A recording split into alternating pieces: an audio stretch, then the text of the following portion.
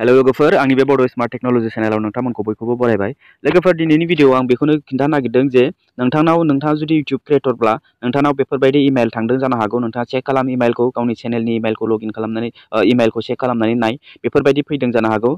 बेयाव नोंथांनि चेनेलनि नाम थागोन सिगाङावनो, जेरै हमनानै ला आंनि नैबे आर'नाइ टेक्निकेल इउ आर 2022 इउ आर इन रिभिउ इज हेयार होननानै। ओमफ्राय गाहायाव दङ आर'नाइ टेक्निकेल, आंनि बे हिन्दी टेक चेनेल। बड' चेनेलावबो फैदों, बड'नि माबायावबो फैदों, बड' स्मार्ट टेक्नोलॉजीआवबो बेफोरबायदि इमेल फैदों, नोंथांनावबो फैदों जानो हागौ। नोंथाङा चेक खालाम।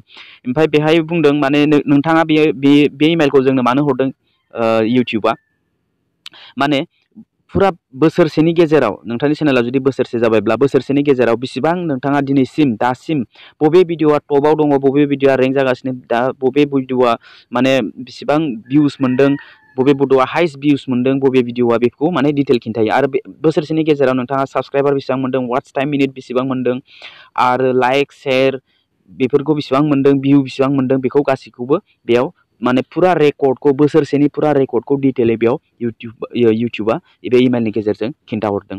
बेहाय बुंदों इउ आर 2022 स्नेपशट, ओमफ्राय गाहायाव 1.2 मिलियन टटेल भिउस आंना दासिम 1.2 मिलियन टटेल भिउस आं मोननाय जादों बोसोरसेनि गेजेराव। ओमफ्राय वाट्स टाइम मिनिट्स 1.7 मिलियन वाट्स टाइम मिनिट, 1.7 मिलियन माने आं बोसोरसेनि गेजेराव माबा खालामनो हादों आरोखि। 1.7 मिलियन वाट्स टाइम मिनिट आंनि भिडिअआ आंनि चेनेलाव जादों।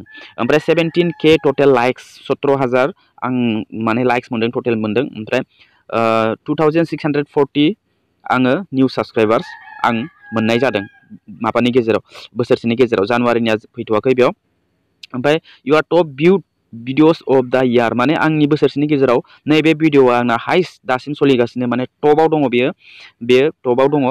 बेयाव बुंदों download your Aadhaar card PDF file open password, what is Aadhaar PDF password. आङो बे भिडिअखौ बानायदोंमोन, जोबोद सोलिगासिनो बे भिडिअआ, आरो जोबोद गोबाङानो माने बिराद हेल्प मोनदों, जोबोद सापर्ट खालामदों आंखौ बे भिडिअनि थाखाय। ओमफ्राय बेयाव नोंथाङा चेक खालामनो हायो आरो बिदि इउर कमिउनिटि इज ग्रयिं।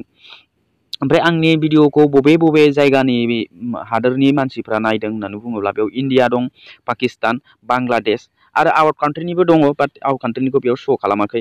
ओमफ्राय इउ रिच फाइनाल भइस स्टेटास, माने आं टटेल लाइभ स्ट्रिम बेसेबां खालामदों बेखौबो, टटेल लाइभ स्ट्रिमाव बेसेबां माने भिउस फैदों बेखौबो गासिबो खिन्थाजोबो। ओमफ्राय थेंक इउ फ्रेन्ड्स फर माइ इयार अन इउटिउब।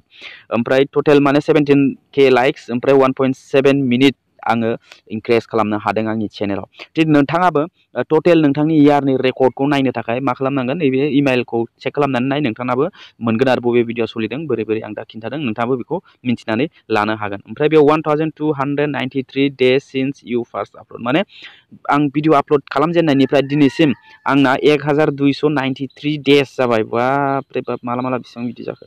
ओमफ्राय 65.7 अल टाइम लाइक्स, ओमफ्राय बेयाव बे दहाय गोजौआव जेरै खिन्थादों बिदिनो आरो। अब्ला नोंथाङा मिन्थिनो मोनगोन बे इमेलनि दारै कि नोंथांनि बोसोरसेनि रेकर्डआ बेसेबां जादों, बेयावनो नोंथाङा एसेबाबो हमनो हागोन। आंना जोबोद मोजांनि बाथ्रा कि आं 1.7 मिलियन मिनिट्स आङो खालामनो हादों। अके, थिग नोंथाङाबो बेफोरबायदि मिन्थिनो थाखाय इमेलाव चेक खालाम। बे इमेला जोबोद मोजां। नोंथांनाव थांदोंना थाङाखै कमेन्ट खालामनानै खिन्थाहर, नोंथाङा बेफोरबायदि इमेल फैदोंना फैयाखै। अके, भिडिअआ बेखिनियानोमोन। भिडिअखौ मोजां मोनोबा लाइक खालाम, चेनेलखौ साबस्क्राइब खालामनानै बेलनि नटिफिकेसनखौ अन खालामनानै हो। अके, अब्ला लोगो मोनगोन next video. Tata bye bye and take care.